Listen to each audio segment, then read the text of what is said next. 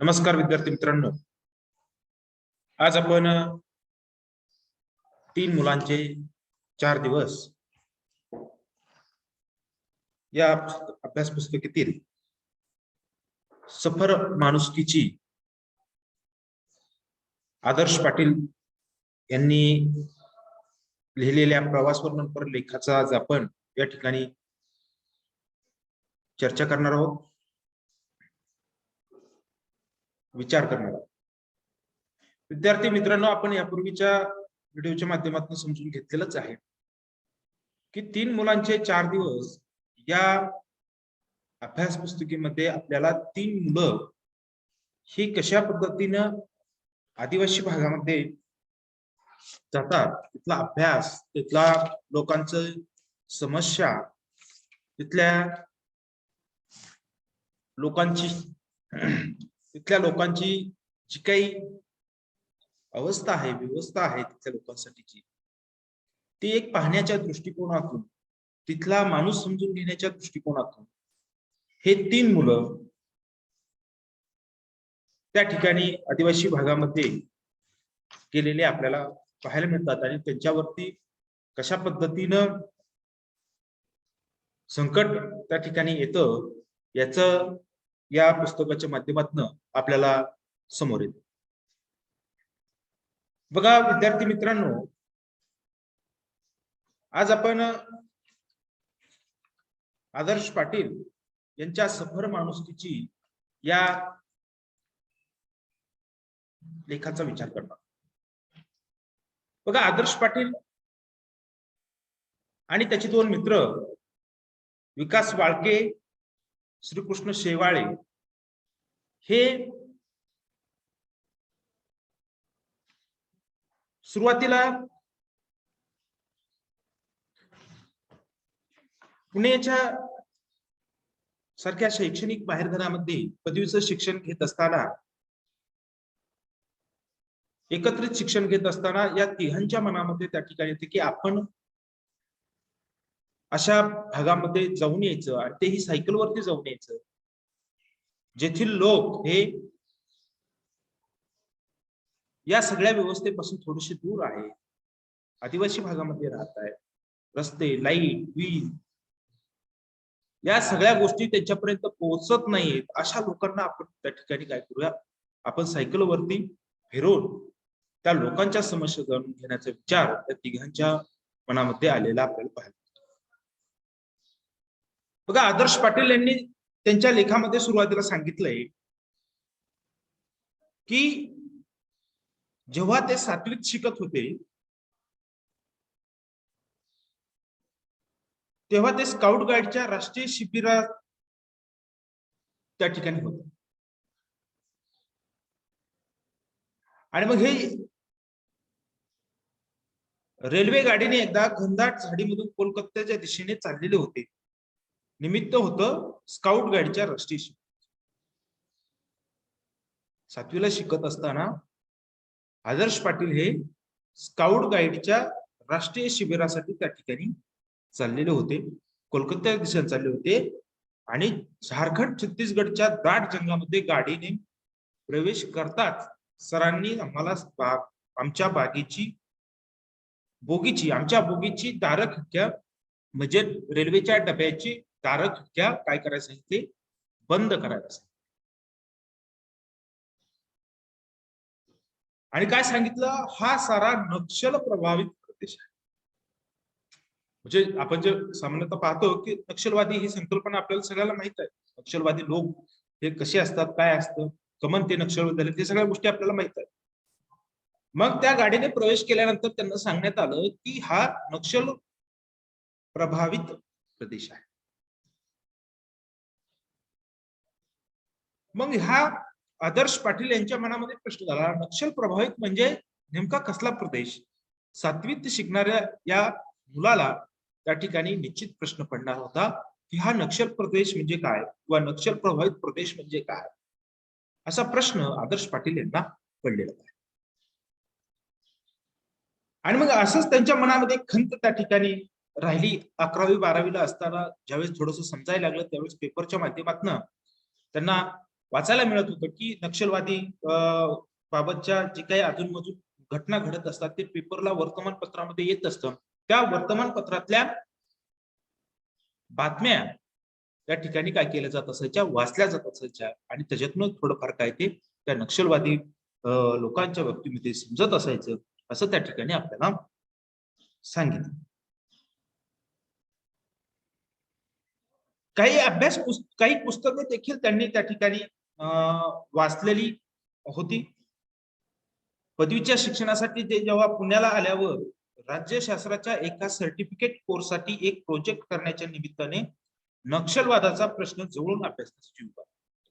आदर्श पाटील काय म्हणतात लेखामध्ये त्यांच्या की पदवीचं शिक्षण ज्यावेळेस घेत होतं त्यावेळेस राज्यशास्त्र विषयाच्या एका कोर्ससाठी सर्टिफिकेट कोर्ससाठी त्यांना त्या ठिकाणी काय करायचा योग आला तर त्या ठिकाणी नक्षलवादाचा प्रश्न जवळून अभ्यासण्याचा योग आला आणि त्या निमित्तानं त्या ठिकाणी पदवीचं शिक्षण घेत असताना त्यांनी देवेंद्र गावडे यांचे नक्षलवादाचे आव्हान, विलास मनोहर यांचे एक नक्षलवाद्याचा जन्म, राहुल पंडिता यांचे हॅलो बस्तर असे काही पुस्तक त्या ठिकाणी त्यांचे वाचून त्या ठिकाणी झाले होते आणि मग ह्या वाचून त्यांना नक्षलवादी चळवळीची त्या ठिकाणी ओळख झाली असं त्या ठिकाणी आदर्श पाटील हे त्यांच्या या लेखामध्ये सांगतात आपल्याला.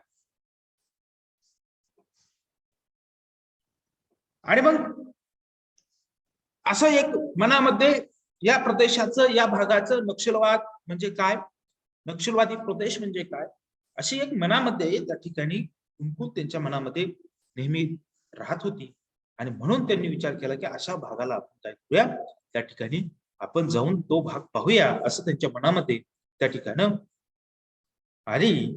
आणि मग त्यांनी ठरवलं की गडचिरोली, चंद्रपूर, वर्धा, नागपूर या 4 जिल्ह्यांचा त्या ठिकाणी प्रवास करायचा असं त्या ठिकाणी सुरुवातीला त्यांनी त्या ठिकाणी सांगितलं. बघा या पुस्तकामध्ये काय आहे हे आपण सुरुवातीच्या तासामध्ये पाहिलेलं आहे, तुमच्याही लक्षात आलं असेल की काय आहे याच्या.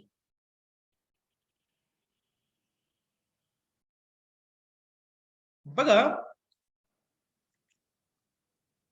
आदर्श पाटील आणि त्याचे 2 मित्र आहेत, श्रीकृष्ण आणि विकास, हे तिघं सुरुवातीला एकदा त्या ठिकाणी त्या महाराष्ट्रातील काही भागामध्ये जाऊन त्या ठिकाणी सुरुवातीला एकदा आलेले आहेत, सायकलवरती फिरून आले. 2014 मध्ये ते हे सगळं फिरून आलेले होते आणि मग पुन्हा 2015 मध्ये त्या ठिकाणी हे सर्वजण पुन्हा एकदा काय करतात तर त्या ठिकाणी पुन्हा एकदा दुसऱ्या प्रवासाला त्या ठिकाणी निघतायत. त्याच भागातील आणखी काही महाराष्ट्राबरोबरच आणखी काही जी की नक्षलवादी ग्रस्त म्हणून ओळखले जातात, आदिवासी भाग म्हणून ओळखले जातात, अशा काही राज्यातील काही गावं घ्यायचा त्यांचा विचार त्या ठिकाणी 2015 मध्ये ठरतो. 2014 मध्ये ते त्या ठिकाणी प्रवासाला निघतायत. गडचिरोली, चंद्रपूर, वर्धा, नागपूर या 4 जिल्ह्यांचा प्रवास करायचा असं 2014 मध्ये त्यांचं त्या ठिकाणी ठरतं. आणि मग असं ठरल्यानंतर ते या 4 जिल्ह्यामध्ये फिरतायत, सायकलवरती फिरतायत आणि मग फिरत असताना त्यांच्या मनामध्ये त्या ठिकाणी जी काही संकल्पना होत्या, जे काही विचार होते ते त्यांनी ह्या पहिल्या प्रवासामध्ये त्यांनी त्या ठिकाणी पूर्ण केलेले आपल्याला पाहिजे. बाबा आमटेंचा सोमनाथ प्रकल्प, आनंदवन प्रकल्प असेल, अभय बंग यांचे शोधग्राम असेल, प्रकाश आमटे यांचं हिमलकसा असेल, महात्मा गांधींचा वर्ध्याचा सेवाग्राम आश्रम असेल, विनोबाजींचा पवनार आश्रम असेल, हे सारं सायकलवरून प्रवास करून पाहायचं असं आम्ही ठरवलं, असं आदर्श. म्हणजे त्यांनी ठरवलं की हे सगळ्या गोष्टी जे एक आकर्षण आहे आपल्याला, या गोष्टी सायकलवरती फिरून काय करायच्या पाहायच्या. आणि मग ते त्या ठिकाणी ठरवून दिवाळीची सुट्टी त्यासाठी वापरण्याचं नक्की करून विकास श्रीकृष्ण आणि मी म्हणजे आदर्श पाटील बाकीच्या तयारीला लागलो. साधारणतः 900 किलोमीटरचे अंतर आम्ही सायकलवरून फिरणार. 900 किलोमीटरचं अंतर या 4 जिल्ह्याचं गडचिरोली, वर्धा, चंद्रपूर, नागपूर या 4 जिल्ह्यांचा प्रवास जवळजवळ 4 जिल्ह्यांमध्ये संपूर्ण काही भाग त्याच्यातला जवळजवळ असा 900 किलोमीटरचा भाग हा सायकलवरती फिरून पाहायचा असं या तिघांचं त्या ठिकाणी ठरतं. आणि एवढं सगळं अंतर त्या ठिकाणी सायकलवरती पूर्ण करायचं असं त्यांचं सुरुवातीला 2014 मध्ये त्या ठिकाणी ठरतं. आणि मग 21 नोव्हेंबर 2014 या ऐन दिवाळीच्या दिवशी आम्ही सायकल यात्रेला सुरुवात केली. बघा, दिवाळीच्या दिवशी आपण घरी असतो, आपल्या आई वडिलांसोबत त्या ठिकाणी असतो, कुटुंबासोबत असतो. परंतु या 3 युवकांनी, महाविद्यालयीन युवकांनी काय ठरवलंय की आपण सायकल प्रवासाला सुरुवात करायची दिवाळीच्या दिवशी. आणि तो आदिवासी भाग जो मागासलेला भाग आहे, तिथं शासकीय सोयी सुविधा पुरल्या गेलेल्या नाहीत, आणखी पूर्ण झालेल्या नाहीत तिथल्या सुविधा सगळ्या. अशा भागामधला माणूस समजून घेण्याच्या दृष्टीनं अशा भागातील माणसांच्या, व्यक्तींच्या समस्या, समाजाच्या समस्या समजून घेण्यासाठी हे 3 लहानच आहेत, खूप वय आहे अशातला भाग नाही. महाविद्यालयीन शिक्षण घेत असताना 20-21 या दरम्यानचं वय त्यांचं आहे. महाविद्यालयीन शिक्षण घेताना असे विचार येणं ही खूप महत्वाची आणि खूप मोठी गोष्ट आहे. आणि मग ह्या युवकांनी त्या ठिकाणी ठरवलं आणि त्या ठिकाणी त्या प्रवासाला सुरुवात केलं. आणि ऐन दिवाळीच्या दिवशी त्या ठिकाणी प्रवास सुरू केलेला आपल्याला पाहायला मिळतं. आणि त्यांनी तो प्रवास त्या ठिकाणी करून त्या ठिकाणी सगळेजण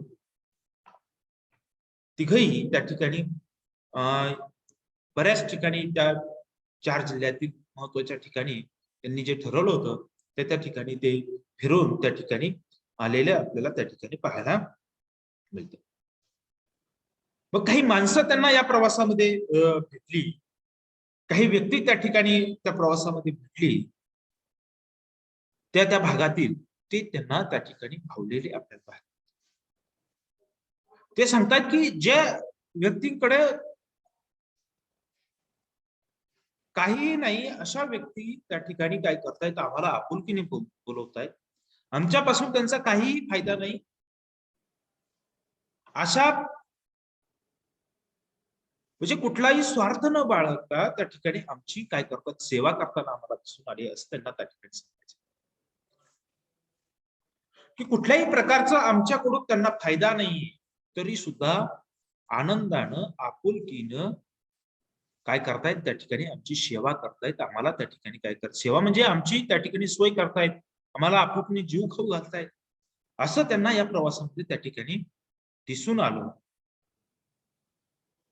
त्यांना मेश्राम काका त्या ठिकाणी भेटले, जे की मराठवाडा विद्यापीठाच्या नामांतरासाठी जो लढा झाला त्याच्यामध्ये त्यांनी त्या ठिकाणी त्या आंदोलनात त्या ठिकाणी काय केलं, सहभाग घेतला होता. त्या आंदोलनादरम्यान त्यांच्यावरती फायरिंग झाली होती, फायरिंग मध्ये त्यांच्या दंडाला गोळी लागली होती. असे लोक त्या ठिकाणी त्यांना त्या भागामध्ये उमरेडच्या, नागपूर नंतर उमरेड जे आहे तिथं त्यांना हे मेश्राम काका भेटले.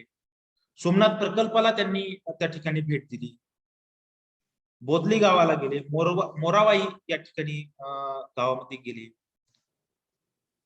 आणि मग अशा बारीक सारीक खेड्यामध्ये त्या ठिकाणी त्यांना त्या ठिकाणी अनेक लोक त्या ठिकाणी भेटले, लहान मुलं भेटले, जे की आश्रम शाळेमध्ये शिकणारी मुले.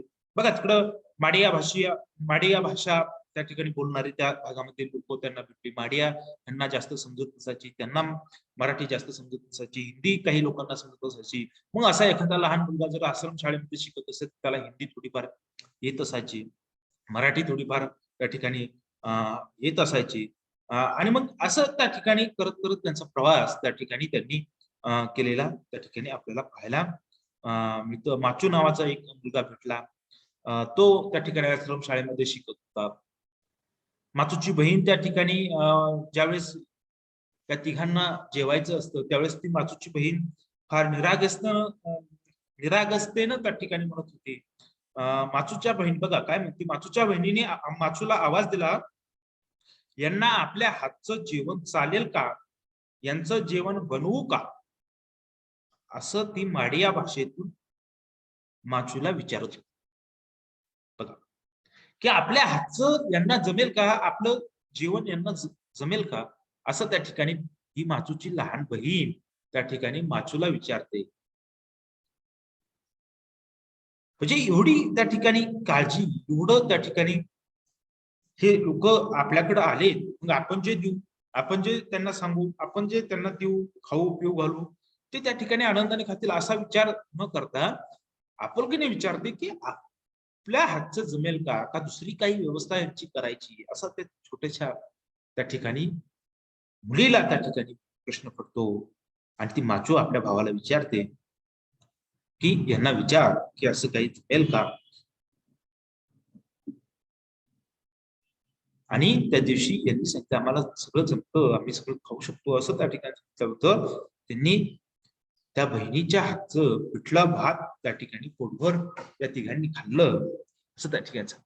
म्हणजे असे काही प्रसंग त्यांच्या ह्याच्यामध्ये त्यांना आढळून आले की ही काय आहे, की त्या लहान मुलीला असा का प्रश्न पडतो, असाही त्या ठिकाणी एक प्रश्न निर्माण होताना आपल्याला, की का अशा प्रकारचा प्रश्न त्या लहानशा मुलीला त्या ठिकाणी. म्हणजे हे जे लोक आहेत त्या भागातील आदिवासी भागातील आदिवासी लोक आहेत, त्यांना असा प्रश्न पडणं म्हणजे त्या ठिकाणी खूप मोठं त्या ठिकाणी दुर्भाग्य आहे, असं त्या ठिकाणी या तिघांना वाटते. की त्या लहान बाळाला असा प्रश्न पडतो, त्या लहान मुलीला त्या ठिकाणी असा प्रश्न की आपल्या हातचं जमलं.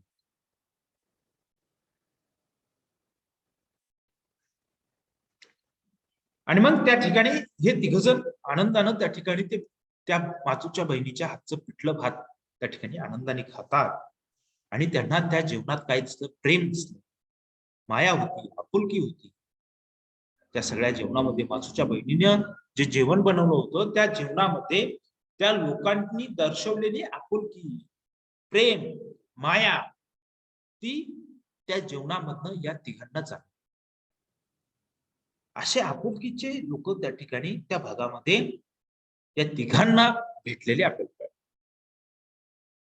नाहीतर आपल्या भागामध्ये शहरीकरणामध्ये दंग झालेल्या कन्स्ट्रक्शनच्या बिल्डिंगमध्ये, जंगलामध्ये म्हणा, कन्स्ट्रक्शनच्या जंगलामध्ये स्वार्थी बनलेल्या लोकांपेक्षा खऱ्याखुऱ्या जंगलामध्ये, झाडांच्या जंगलामध्ये राहणारे लोक किती आपुलकीचे, किती प्रेमळ स्वभावाचे आणि किती माया लावणारे, हे याच्यातनं या तिघांना जात. कुठलाही स्वार्थ न जपता, कुठल्याही प्रकारची आशा अपेक्षा न ठेवता हे लोक आपलं जीवन त्या ठिकाणी काय करतायत, जगतायत आणि आनंदाने जगतायत, ही त्यांना त्या ठिकाणी. नाहीतर आपल्या भागामध्ये, आपल्या परिसरामध्ये जी की अतिशय सुधारलेल्या, पुढारलेल्या संस्कृतीमध्ये वाढतायत, जगतायत, राहतायत, त्या सुधारलेल्या, सुधारलेल्या संस्कृतीमध्ये राहणारा माणूस हा कसा आहे, स्वार्थी आहे. कुठल्या तरी हेतूशिवाय तो काहीही करत नाही. त्याच्यातली लयाला चाललेली माणुसकी ह्या तिघांच्या लक्षात. आणि एकीकडे या झाडांमध्ये राहणाऱ्या, या झाडा झुडपांच्या सानिध्यात राहणारा, निसर्गाच्या सानिध्यात राहणारा माणूस हा कुठल्याही प्रकारची अपेक्षा, कुठल्याही प्रकारचा स्वार्थ मनामध्ये न ठेवता आलेला दिवस आनंदाने घालवायचा या विचारामध्ये राहणारा हा आदिवासी, हे आदिवासी लोक त्या ठिकाणी या तिघांना दिसलेले आपल्याला पाहायला मिळते. हे खरं तर या ठिकाणी या तिघांनाही चित्रित करायचं आहे. या तिघांनाही हे सांगायचंय की कशा पद्धतीने आनंदाने ते लोक त्या ठिकाणी जगतायत, आदिवासी लोक किती प्रेमाने राहत आहेत, किती आपुलकीने राहत आहेत, एकमेकांविषयी आपुलकी, त्यांच्या त्यांच्यामध्ये सुद्धा आपुलकी त्यांना दिसून येते. त्यांच्यामध्ये तर असणं साहजिक आहे, परंतु आपल्यासारखा एखादा परका व्यक्ती जरी त्या ठिकाणी गेला तरी तोच त्या ठिकाणी काय राहतोय, आनंदानं त्या ठिकाणी राहतोय, आनंदाने त्याला स्वीकारतायत, आनंदाने त्याची त्या ठिकाणी काय करतायत, सेवा करण्याचा प्रयत्न त्या ठिकाणी करतात. असे हे लोक कुठल्याही प्रकारचा स्वार्थ न बाळगता राहताना दिसतायत, असं या ठिकाणी आदर्श पाटीलला त्यांच्या लेखातनं सांगायचा त्या ठिकाणी प्रयत्न करताना आपल्याला आदर्श पाटील दिसतात. तो झाला प्रसंग. पुढं त्या ठिकाणी ते जात राहतायत. कंदोली गावात नावाच्या गावातही त्यांनी त्या ठिकाणी मुक्काम केला. आणि मग बघा, कंदोलीतही वीज रस्ता नाही, नदी ओलांडण्यासाठी पूल नाही, ग्रामपंचायतची इमारत आहे पण तिथे तलाठी नाही. बघा किती म्हणजे आपलं सगळं ठरलेलं आहे, व्यवस्था, प्रशासकीय व्यवस्था ठरलेली. तिथेही त्या ठिकाणी प्रशासकीय व्यवस्था आहे. ज्या परिसरात ते फिरलायत, म्हणजे कांदोली गावामध्ये ज्यावेळेस ते जात आहे, तिथं आपली प्रशासकीय व्यवस्था आहे, परंतु काय सांगतायत, कंदोलीतही वीज रस्ता नाहीये, नदी ओलांडण्यासाठी पूल नाहीये, ग्रामपंचायतची इमारत आहे, तिथं तलाठी आहे,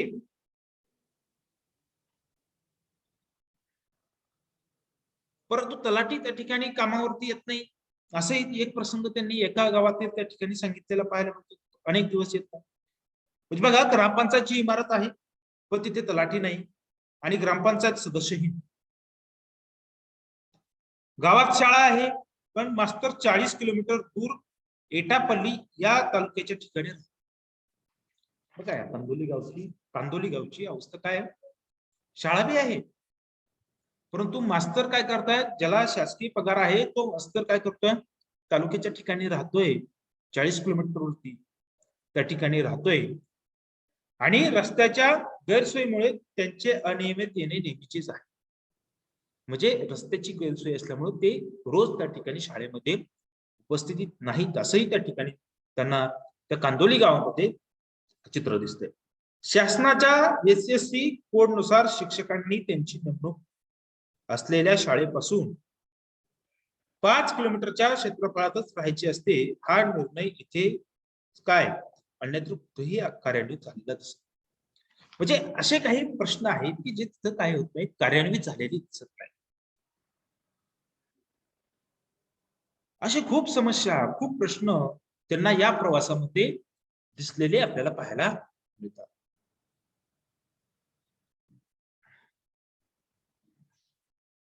म्हणजे अशा पद्धतीनं त्या ठिकाणी त्यांना तिथली व्यवस्था सुद्धा त्या ठिकाणी लक्षात आली. कशा पद्धतीनं आपली जी काही व्यवस्था आहे, प्रशासकीय व्यवस्था आहे, ती तिथं या भागामध्ये कशा पद्धतीने कार्यान्वित आहे याचाही अंदाज या तिघांना त्या ठिकाणी हा प्रवास करत असताना त्या ठिकाणी आलेला पाहायला. म्हणजे फक्त माणुसकीचे चित्रण दिसतंय का, नाही तर ह्या जी काही अभाव आहे व्यवस्थांचा, आपल्या शासकीय व्यवस्थांचा जो अभाव आहे तोही त्यांना या प्रवासामध्ये दिसलेला आपल्याला पाहायला मिळतो.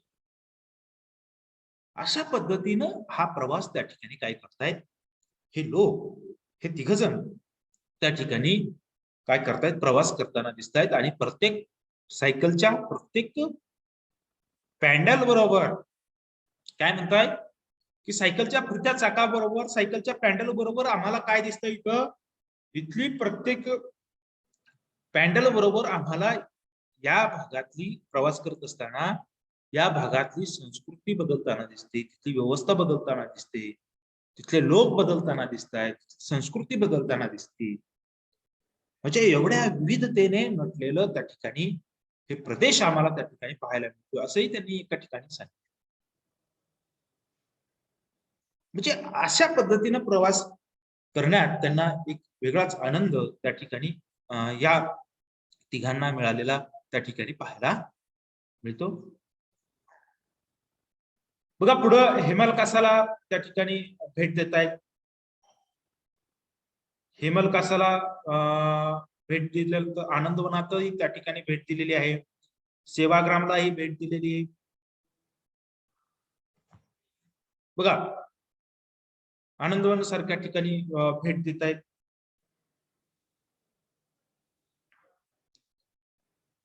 आणि मग बघा तिथं ह्या आता आनंदवन सारखं ठिकाण, हेमलकासासारखं ठिकाण ज्यावेळेस हे पाहतात त्यावेळेस त्यांना निश्चित काय त्या ठिकाणी एक वेगळी प्रेरणा त्या ठिकाणी या तिघांनाही मिळालेली आपल्याला पाहिजे.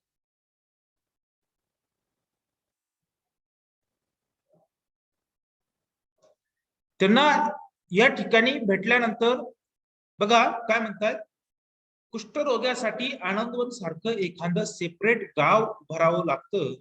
आपला समाज त्यांना स्वतःमध्ये मिसळून घेत नाही, हीच मुळात खूप मोठी शोकांतिका आहे. म्हणजे तिथं जे कुष्ठरोगी आहेत त्यांना पाहिल्यानंतर सुद्धा त्यांच्या मनामध्ये एक शोकात म्हणजे एक वेगळ्या प्रकारचं दुःखही त्या ठिकाणी झालेलं. परंतु प्रेरणा सुद्धा त्या ठिकाणी काही गोष्टीच्या मिळाल्यात की कशा पद्धतीनं यांनी हे उभा केलेलं आहे, किती संघर्षातून हे उभा केलेलं आहे हे त्या ठिकाणी त्यांना दिसतं.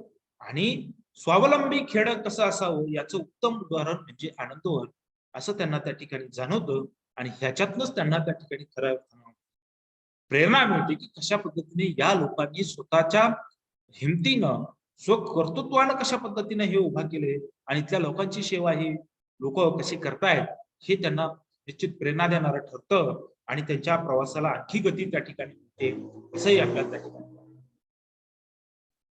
आणि त्याचबरोबर दुःखही याचं होतंय की काहीतरी एखादा आजार आहे, काहीतरी रोग आहे म्हणून अशा लोकांना बाजूला त्या ठिकाणी ठेवलं जातं, बाजूला केलं जातं. त्याच्यावरती उपचार, त्याची काळजी ही न घेता त्या ठिकाणी त्याला उलट जास्तीत जास्त त्या ठिकाणी त्रास कसा होईल याचाच विचार त्या ठिकाणी लोक करतात, त्याच्यापासून दूर पळतात, त्याच्यापासून लांब पळतात. ह्याचंही दुःख त्या ठिकाणी होतं. आणि असं कुष्ठरोग्यांसाठी काम करणारं एकदम खूप असं चांगलं काम करणारं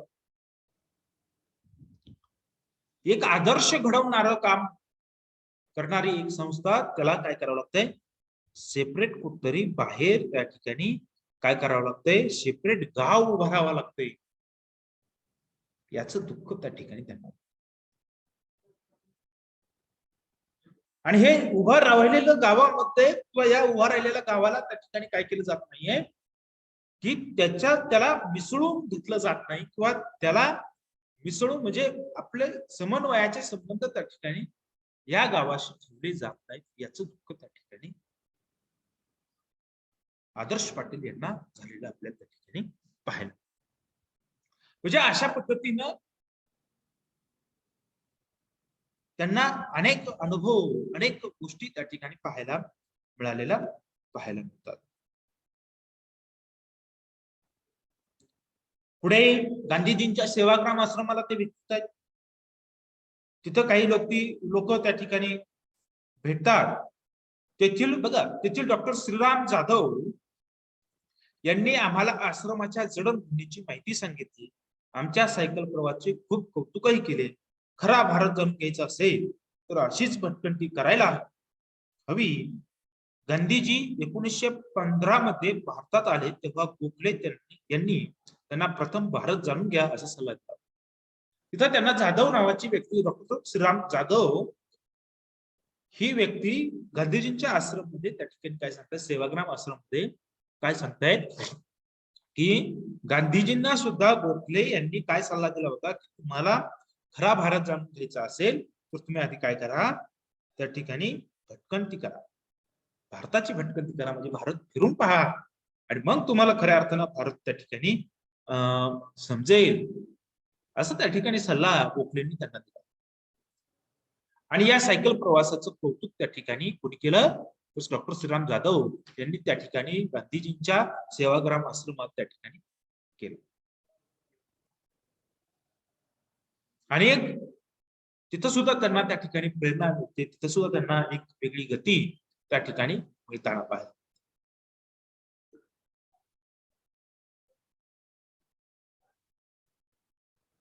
बघा पुढे विनोबाजींच्या पवनार आश्रमाला त्या ठिकाणी भेट देतात आणि तिथून भेट देऊन आम्ही पुन्हा एसटीच्या टपावरती सायकली टाकून पुण्याला माघारी आलो. असा हा पहिला जो प्रवास केला, म्हणजे 2 प्रवास त्यांनी सायकलवरती केलेले, हे तुम्हाला सुरुवातीला सांगितलेलं आहे. असा त्यांचा हा पहिला प्रवास त्या ठिकाणी महाराष्ट्रातील काही जिल्ह्यांचा, काही गावांचा त्या ठिकाणी करून ते त्या ठिकाणी विनोबाजींच्या पवनार आश्रमात भेट देऊन त्या ठिकाणी तिथून मात्र एसटीला वरती सायकली टाकून पुन्हा पुण्याला त्या ठिकाणी येत आहेत. आणि असा प्रवास पूर्ण करून त्या ठिकाणी ते पुन्हा पुण्यामध्ये त्या ठिकाणी दाखल होतात. परंतु त्यांच्या मनामध्ये काही गोष्टी त्या ठिकाणी घर करून राहिलेल्या आपल्याला त्या ठिकाणी पाहायला मिळतात. हे त्या ठिकाणी त्यांनी सांगितलेलं आहे की तिथं जी काही म्हणजे कांदोली गावानंतरची पूल नसलेली नदी ओलांडताना भेटलेल्या एटापल्लीच्या सरपंचाचं ते वाक्य म्हणाल्यासारखं दिवसत होतं. म्हणजे पुण्याला आल्यानंतर सुद्धा त्या ठिकाणी विकास म्हणजे ह्या विकास श्रीकृष्ण आणि आदर्श यांना त्या ठिकाणी काय होतंय, त्या ठिकाणी काही गोष्टी मनामध्ये घर करून बसलेल्या आहेत आणि त्या आठवत आहेत. तर त्या ठिकाणी अजूनही त्या ठिकाणी काही गोष्टी त्यांना आठवत आहेत की तो सरपंच म्हटलेला काय म्हटला होता, एटापल्ली गावचा सरपंच त्या ठिकाणी म्हटला होता की नदी ओलांडताना, जी पूल नसलेली नदी ओलांडताना म्हटला होता, इथे सगळं ठीक आहे, तुम्हाला खरा दुर्गम आणि अविकसित प्रदेश पाहायचा असेल तर तुम्ही कधीतरी भामरागडच्या पुढे जाऊन पहा. तिथले आदिवासी आजही मुख्य प्रवाहापासून खूप दूर आहेत. त्यांचं जीवन पूर्णपणे आयसोलेटेड आहे. हे त्याचं वाक्य त्या ठिकाणी त्यांना मनामध्ये घर करून की याच्यापेक्षाही आणखी या आपण जे आज प्रवास केलेला आहे, आजचा पूर्वी 2-3 दिवसामध्ये प्रवास केलेला आहे, याच्यामध्ये खूप साऱ्या शहरापेक्षा आपण जिथं राहतो, आपण ज्या भागात राहतो त्या भागापेक्षा कितीतरी पटीनं इथं आपण जो आज प्रवास केलेला आहे तो भाग कितीतरी पटीनं महाग आहे.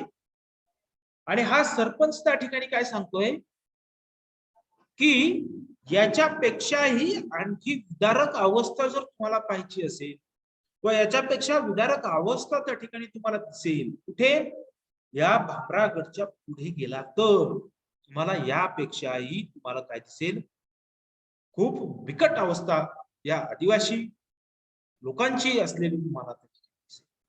आजही हे लोक मुख्य प्रवाहामध्ये आलेले नाहीत, त्या प्रवाहापासून खूप दूर आहेत असंही त्या ठिकाणी ते सांगतात. त्यांचं संपूर्ण जीवन हे काय आहे, आयसोलेटेड आहे, अलिप्त आहे असं त्यांना त्या ठिकाणी सांगायचे की काहीही त्यांचा आणि या शासकीय व्यवस्थांचा, त्यांचा आणि या सुखसुविधांचा कसल्याही प्रकारचा काही नाहीये, संबंध नाहीये. असे लोक या भामरागडच्या पुढे अशाही प्रकारचे लोक त्या ठिकाणी काय होत आहेत, राहताना दिसतात. म्हणजे अशा पद्धतीचं काही गोष्टी त्यांना आणखी त्या ठिकाणी मनामध्ये घर करतात. आणि पुन्हा त्या ठिकाणी पुण्याला येतानाच आम्ही पुढचा दौरा भामरागड पासून सुरू करायचा निर्णय मनाशी पक्का केला होता. आणि अशा सगळ्या गोष्टी विचार करत असताना त्या ठिकाणी एसटीतून येतानाच, पुण्याला येतानाच या ठिकाणी ठरवलं की पुढचा दौरा कुठून करायचा, या भामरागड पासून करायचा. आणि तो जो आणखी जो काही प्रदेश आहे मागासलेला, तिथले लोकांचे जीवन समजून घेण्याचा प्रयत्न करायचा असा विचार त्यांच्या मनामध्ये आलेला आपल्याला पाहिजे. असा हा पहिला प्रवास त्यांनी त्या ठिकाणी, जो की 2014 मध्ये, नोव्हेंबरच्या 2014 मध्ये केला होता, तो प्रवास असा त्यांचा एकंदरीत पूर्ण होतो. पुन्हा जो दुसरा प्रवास आहे तो कसा केलेला आहे हे आपण नंतरच्या व्हिडिओच्या माध्यमातून पाहू. धन्यवाद.